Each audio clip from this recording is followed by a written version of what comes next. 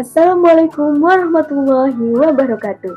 Yang terhormat Bapak Dr. Muhammad Miftah Farid SPD MPD selaku dosen pengampu mata kuliah Matematika Ekonomi.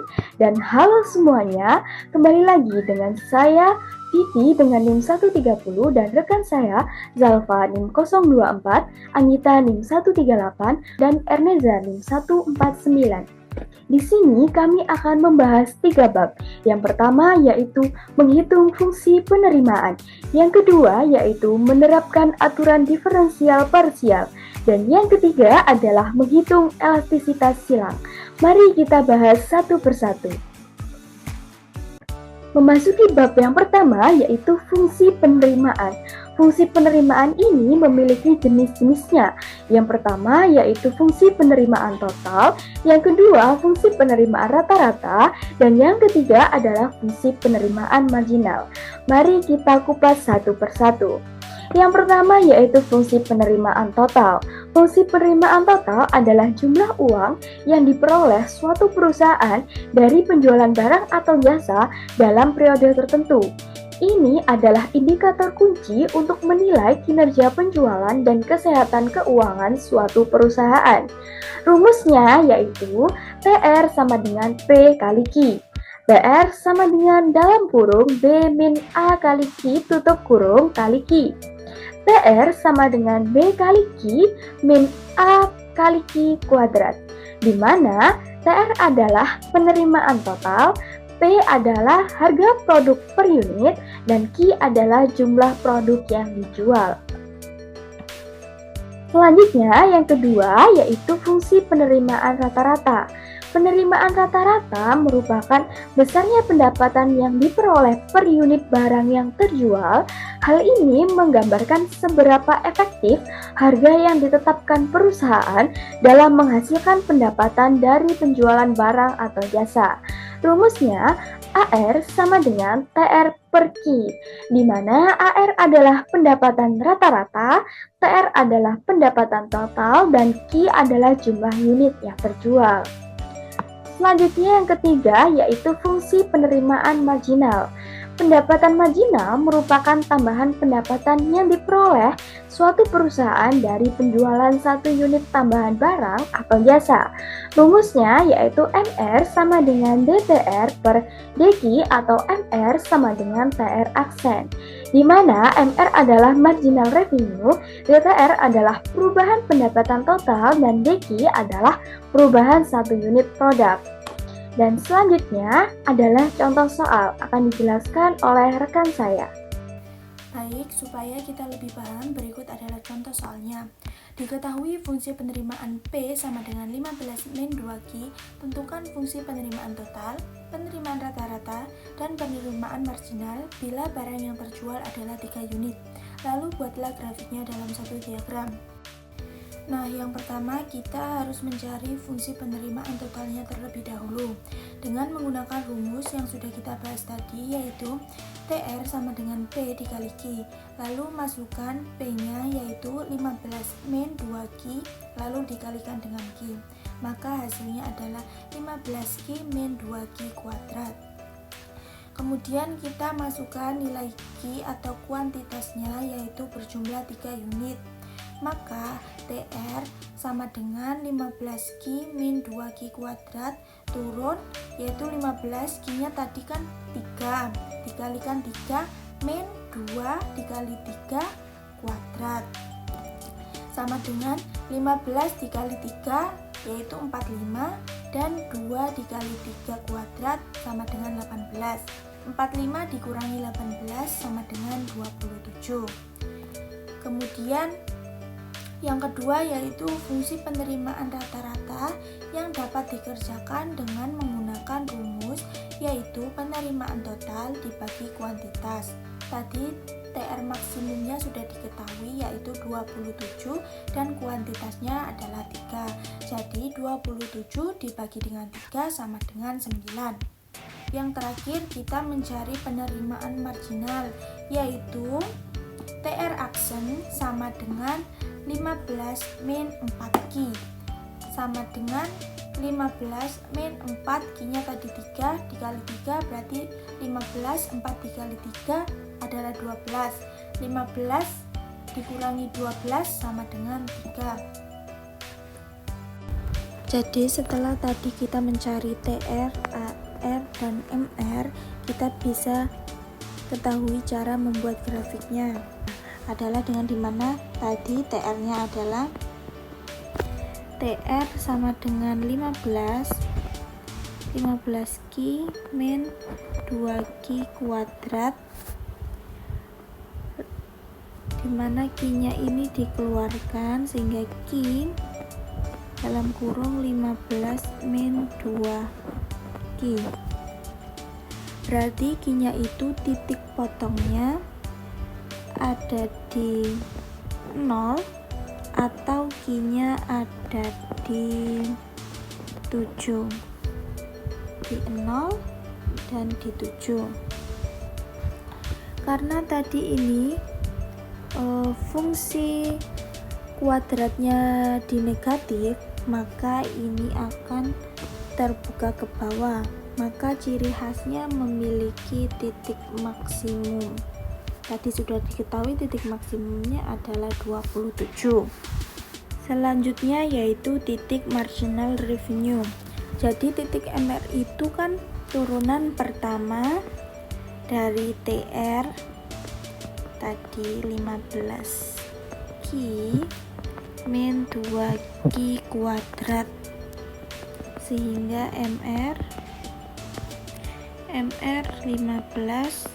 min 4Q, sehingga titiknya ada di 15 dan di 4, berupa garis lurus karena linear. Yang selanjutnya yaitu adalah AR. AR rumusnya adalah TR min Q sama dengan TR-nya 15 Q min 2Q kuadrat per Q. Jadi hasilnya yaitu 15 min 2Q, sehingga titik potongnya ada di sini dan di sini.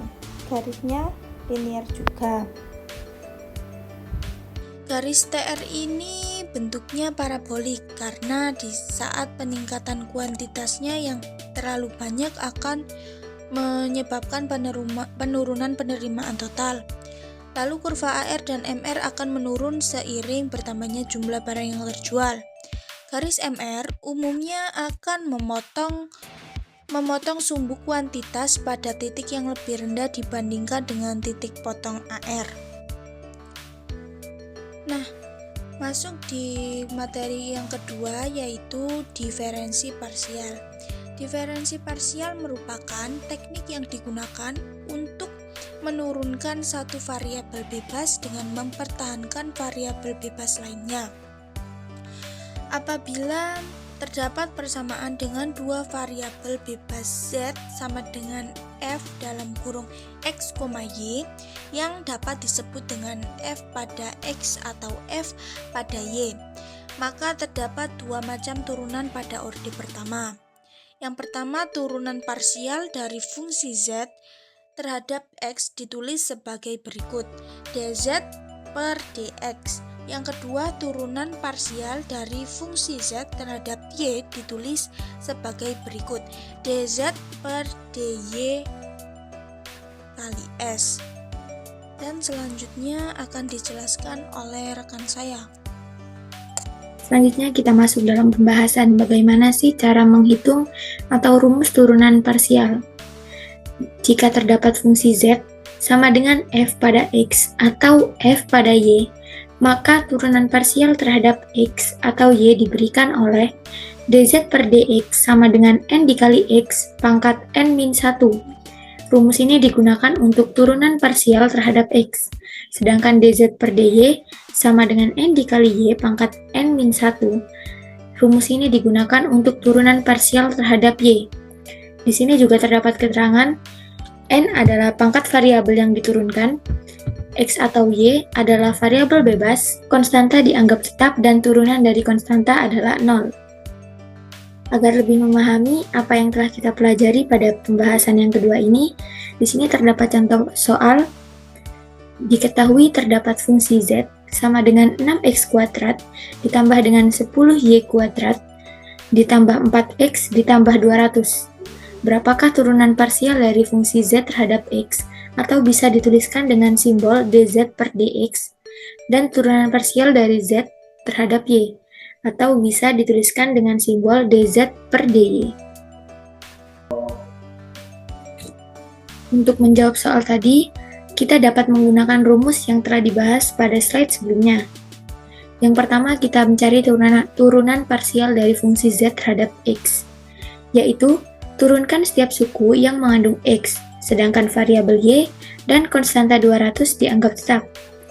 dz per dx sama dengan 2 dikali 6x pangkat 2 dikurangi 1, ditambah 1 dikali 4x pangkat 1 dikurangi 1.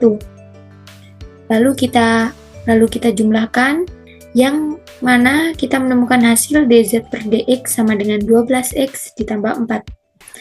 12x ini dari 2 dikali 6x pangkat 2 dikurangi 1, sedangkan 4 hasil dari 1 dikali 4x pangkat 1 dikurangi 1. Selanjutnya kita masuk ke dalam turunan parsial dari fungsi Z terhadap Y, yaitu caranya turunkan setiap suku yang mengandung Y, sedangkan variabel X dan konstanta 200 dianggap tetap. dz per dy sama dengan 2 dikali 10 Y pangkat 2 dikurangi 1. Lalu kita jumlahkan dan menemukan hasil dz per dy sama dengan 20y. 20y ini tadi berasal dari 2 dikali 10y pangkat 2 min 1.